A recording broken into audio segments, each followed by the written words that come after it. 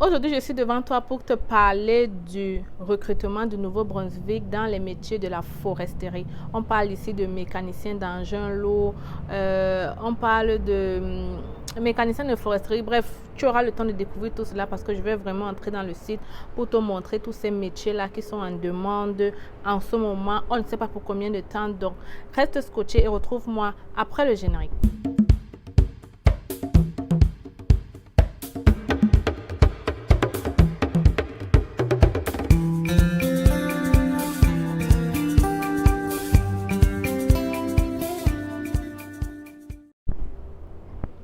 Coucou mes futurs Canadiens, j'espère que vous allez super bien. Moi ça va bien aujourd'hui. J'espère que toi aussi ça va. De toute façon, si ça ne va pas, ne sois pas désespéré. Je suis sûre que demain sera très positif. En tout cas, moi je garde toujours cette positive attitude et je vais la partager avec toi aujourd'hui en te parlant de ces programmes-là. En fait, le Nouveau-Brunswick est en train de recruter dans le domaine forestier, ok. Alors on va voir tous ces programmes là, qui peut postuler, c'est quoi le délai, c'est quoi la suite. Bref, je vais te parler de tout ça, mais avant je vais d'abord me présenter, ok. Je vais me présenter pour tous ceux et celles qui ne me connaissent pas. Si tu es nouveau sur la chaîne, c'est facile, je suis très contente de t'accueillir. Je suis Stell Difac, arrivée au Canada ça fait déjà 7 ans. Je suis venue comme étudiante et aujourd'hui je suis résidente permanente. J'ai donc créé la chaîne C'est Facile pour te permettre à toi aussi de réaliser ton rêve canadien. Alors dans la chaîne, je parle de l'immigration au Canada, je parle de l'investissement au Canada et je parle de l'entrepreneuriat au Canada. Donc j'ai fait de multiples vidéos pour te montrer comment trouver de l'emploi au Canada et c'est d'ailleurs la raison de la vidéo aujourd'hui. Je te présente une fois de plus le Nouveau-Brunswick qui recrute dans le domaine de la foresterie. Mais j'ai déjà montré de nombreux autres guichets qui te permettent de trouver facilement de l'emploi au Canada. Donc à travers la chaîne, tu as vraiment tous les astuces, tous les conseils pour réaliser ton rêve canadien. Donc ce sont des sujets qui t'intéressent. Si tu as envie d'immigrer au Canada, tu es tombé sur la bonne chaîne et tu peux t'estimer chanceux parce que nombreuses personnes qui me suivent ont déjà commencé leur processus et ils sont déjà très avancés. Donc j'espère que toi aussi, tu ressortiras de là avec des meilleures informations. Alors, sans plus tarder, on va parler de ce recrutement-là du Nouveau-Brunswick à l'étranger, en fait. Alors, pour ceux qui ne le savent pas, le Nouveau-Brunswick est l'une des provinces au Canada où on parle aussi le français. C'est vrai que ce n'est pas très grand comme province comparé au Québec, mais on s'y sent bien là-bas. J'y suis déjà allée et vraiment la vie est paisible, la vie est calme. On est tranquille là-bas. Ce n'est pas vraiment un village parce que ça va là. On y vit là-bas, on se sent quand même comme si on était en bain, ok? Alors aujourd'hui, la raison de la vidéo, c'est vraiment de te parler de ces métiers-là dans le domaine de la foresterie. Et pour faire ça, donne-moi une minute, je vais aller prendre mon téléphone et je reviens tout de suite. Donc, je suis de retour. Comme je vous disais, j'ai regardé la liste des métiers demandés. On parle ici de mécanicien de chantier et mécanicien industriel, mécanicienne industrielle, mécanicienne d'équipement lourd, conducteur, conductrice de machines d'abattage d'arbres, opérateur, opératrice de machines à scier dans les scieries, opérateur, opératrice de machines à travailler dans le bois. Donc, comme vous pouvez le voir, c'est tout ce qui concerne la foresterie. On veut les hommes comme les femmes parce qu'ici, on n'a pas de problème à ce qu'une femme fasse dans la foresterie ou bien elle scie le bois. Donc, c'est la chance qu'on a ici. Vraiment, les femmes sont capables de travailler dans tout ce que les hommes peuvent faire sans stigmatisation. Donc, qui peut postuler? Ok, comme j'ai essayé en fait d'entrer dans chaque métier pour essayer de voir le profil demandé et je vous invite vraiment à aller le faire parce que ça va en même temps vous aider à bien faire votre CV comme je vous ai montré. Pour ceux qui ne le savent pas, je vais mettre la vidéo en haut. Je vous ai dit qu'il faut toujours arranger un CV en fonction du poste que vous voulez postuler. Donc je vais donc remettre la vidéo du CV là en haut. Ça va sûrement vous aider à mieux faire votre CV. Donc, qui peut postuler? Tout le monde peut postuler, femmes comme hommes, très grande formation ou pas, parce que quand j'ai cliqué sur 2 ou 3 métiers là, j'ai vu qu'ils demandent un DESS, ok? DES, c'est-à-dire diplôme d'études secondaires. Et j'ai déjà dit dans la chaîne, quand on parle de diplôme d'études secondaires, c'est comme le BEPC là, donc... Vraiment, tout le monde peut postuler, que tu sois quelqu'un de diplômé, très grand diplômé ou pas, tu as la possibilité de postuler, ok? Donc, je vais prendre un exemple. On va aller avec toi. Je vais cliquer sur un métier au hasard pour essayer juste de vous montrer les fonctions qu'on vous demande. Qu'est-ce que vous serez appelé à faire dans tel ou tel type de fonction? Et vous allez voir que quand je parle de diplôme d'études secondaires, ce n'est pas moi qui invente. C'est écrit, ok? Donc, allons-y. Allons-y, on va regarder ensemble. Je vous disais, j'ai finalement pu entrer en possession du poste de mécanicien. Je vais vous expliquer en fait qu'est-ce qu'on appelle par mécanicien industriel. Donc, un mécanicien de chantier, les mécaniciens industriels installent, entretiennent, dépannent, remettent en état et préparent de la machine industrielle fixe ainsi que du matériel mécanique. Ce groupe de base comprend les mécaniciens et les monteurs de machines dans l'industrie du textile. Les mécaniciens de chantier travaillent pour des entrepreneurs de chantier. Les mécaniciens industriels travaillent dans les usines de transformation, des entreprises de services publics et divers autres établissements industriels. Donc, quel est le profil? On parle, exemple d'autres d'appellations emploi à part mécanicien industriel, on parle apprenti mécanicien, blablabla. Je ne vais pas citer tout ça. Ce qui m'intéresse, c'est la fonction principale. Très important de regarder cette fonction pour bien faire ton CV. Je ne vais pas le redire assez. Donc, moi, je vais prendre un exemple et je vais vous inviter à faire pareil avec les autres métiers. Par exemple, quand tu regardes fonction principale, on te dit lire des plans, les diagrammes et des schémas pour déterminer la façon de procéder. Installer, aligner, démonter et déplacer en respectant les plans et à l'aide d'outils manuels et électriques. De la machinerie d'industriel fixe ou le matériel mécanique comme des pompes, des ventilateurs, des réservoirs, des convoyeurs et des chaudières. Quand tu vois comme ça, tu as vu comment leur fonction principale, ils ont mis avec des verbes d'action, comme j'ai dit la dernière fois, installer, faire, inspecter, installer, dépanner, entretenir. Voilà les verbes d'action. Donc, il faut obligatoirement qu'on retrouve dans ton CV au niveau des compétences. Donc, tu ne peux pas vouloir postuler pour cet emploi-là et je ne retrouve pas dans ton CV installer. Ok, par exemple, installer les machines, impossible. Il faut que je retrouve ça quelque part. Sachez que pour recruter des gens, parfois ce sont des robots qui naviguent à travers vos CV et ce sont des mots-clés comme ça qu'ils recherchent.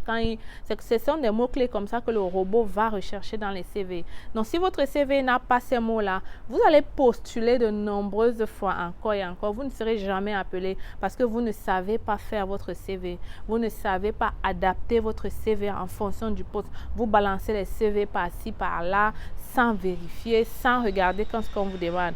Donc, juste en regardant ces fonctions-là, je comprends que dans les compétences, je vais automatiquement mettre les verbes d'action, ajuster les machines, réparer les machines, installer les machines, faire fonctionner, se servir d'outils d'usage. Je peux citer entre parenthèses, C'est comme ça qu'on fait un CV, mes amis.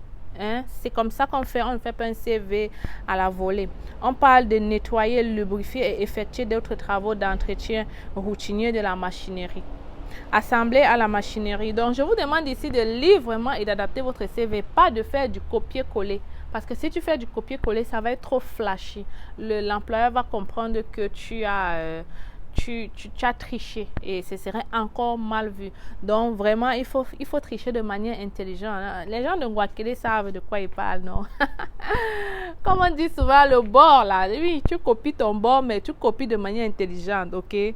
Donc, voilà, on vous donne tout pour bien faire votre CV. Alors, on parle de conditions d'accès à la formation. Il faut un diplôme d'études secondaires et une formation ou un programme professionnel sont habituellement exigés. Quand on parle de ou, ça veut dire que soit tu as le diplôme d'études secondaires, le BEPC, soit tu as la formation en foresterie quelconque dans une école dans ton pays qui montre que ce monsieur a suivi une formation. On fait des formations partout en Afrique dans les écoles et c'est très faisable. Donc, si tu as fait cette formation-là, et parfois même l'expérience encore sera un atout, ok? Donc, un programme d'apprentissage de 3 ou 4 ans ou plus de 5 ans d'expérience de travail ainsi qu'une formation. Donc, vous avez bien vu un programme d'apprentissage de 3 à 4 ans ou plus de 5 ans ou ça veut dire que soit tu as le programme d'apprentissage de 4 ans, soit tu as l'expérience de travail. Donc, ne venez pas me dire ici là qu'on a demandé l'expérience de travail de 5 ans. Il y a le verbe, il y a le mot « ou ». Donc, c'est soit ça, soit ça. On n'a pas exigé d'avoir 5 ans d'expérience. Donc, vous avez vu avec moi qu'est-ce qu'on demande, qu'est-ce que vous serez appelé à faire. Maintenant, je vais vous dire comment faire pour postuler, ok? Donc, pour postuler, c'est très simple. Il faut remplir un formulaire. Une fois que vous avez rempli le formulaire, vous allez le transmettre. Et avant de remplir le formulaire, on dit que vous devez avoir votre passeport. Donc, vous devez avoir les pages de votre passeport actuel qui affichent votre photo. Vous devez aussi avoir le visa de votre pays actuel, c'est-à-dire si vous vivez, par exemple, au Congo et que vous êtes de nationalité camerounaise, vous devez donc avoir le visa du Congo dans votre passeport. Les résultats de votre test linguistique légal, de votre test linguistique obligatoire si vous avez passé un test linguistique. Qu'est-ce que ça veut dire? Ça veut dire que vous devez montrer votre test linguistique si en remplissant le formulaire, vous avez bien sûr dit que vous avez déjà le test linguistique. Donc, si vous avez dit non, ça se peut qu'on ne vous demande pas le test linguistique. Votre rapport d'évaluation des diplômes, on dit encore obligatoire si vous avez demandé une telle évaluation. Donc, une fois de plus, tout dépend de qu'est-ce que vous allez mettre en remplissant votre formulaire. Ok, donc c'est en fonction de vos réponses qu'on va vous demander en fait ces documents-là. Votre CV, bien évidemment, c'est obligatoire et il faut que ce soit de type canadien. J'ai déjà fait de nombreuses vidéos là-dessus. C'est très important un CV de type canadien parce que c'est ça qui vous différencie clairement de nombreux des autres concurrents. Le CV de votre conjoint, si vous voulez venir à votre conjointe, ça se peut qu'elle puisse aussi être employée. Et d'ailleurs, j'ai fait une autre vidéo pour te parler du permis de travail, te permet de venir avec ta conjointe. Et vous voyez, c'est très possible. On demande votre conjoint, c'est pas pour rien, c'est parce qu'on sait que vous pouvez venir ensemble, ok? Donc, une fois que tu t'es inscrit là et que tu as passé le formulaire, c'est seulement les personnes choisies qui seront appelées, ok? Donc, c'est si ta candidature a intéressé un employeur, c'est là où l'employeur va te contacter en t'envoyant une lettre d'invitation et possiblement en faisant une entrevue avec toi. Ok, donc vraiment c'est très important. Je vais accentuer sur le CV.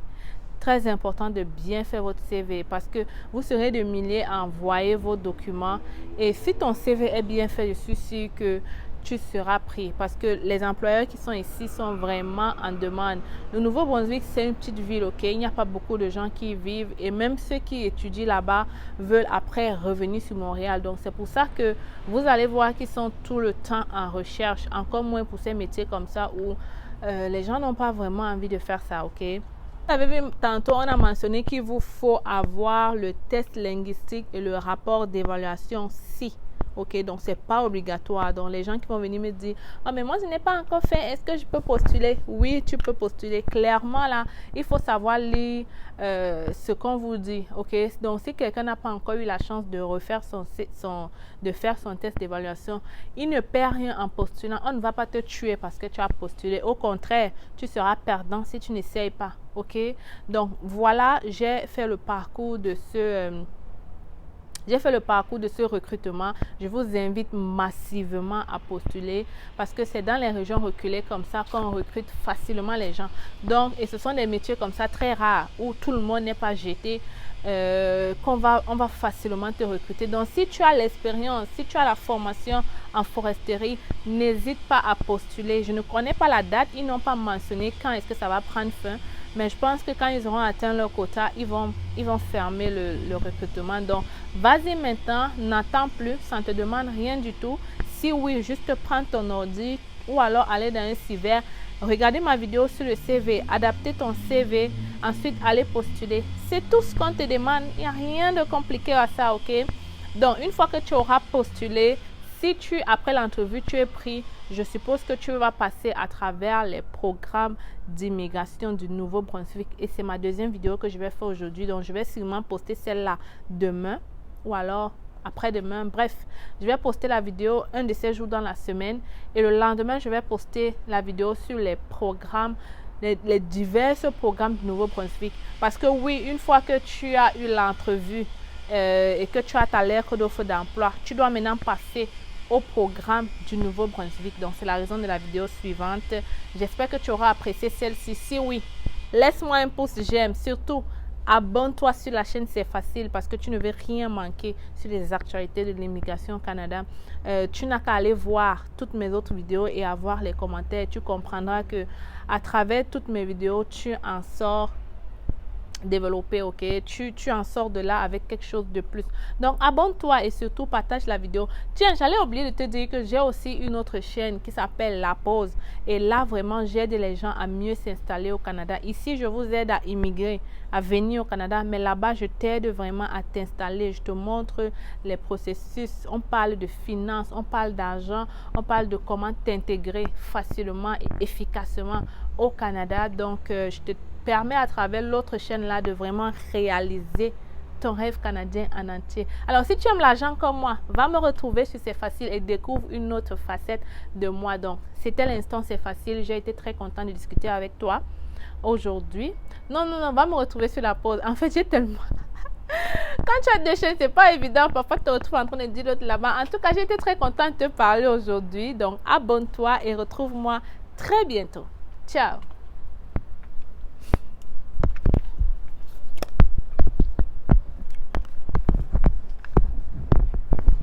Franck?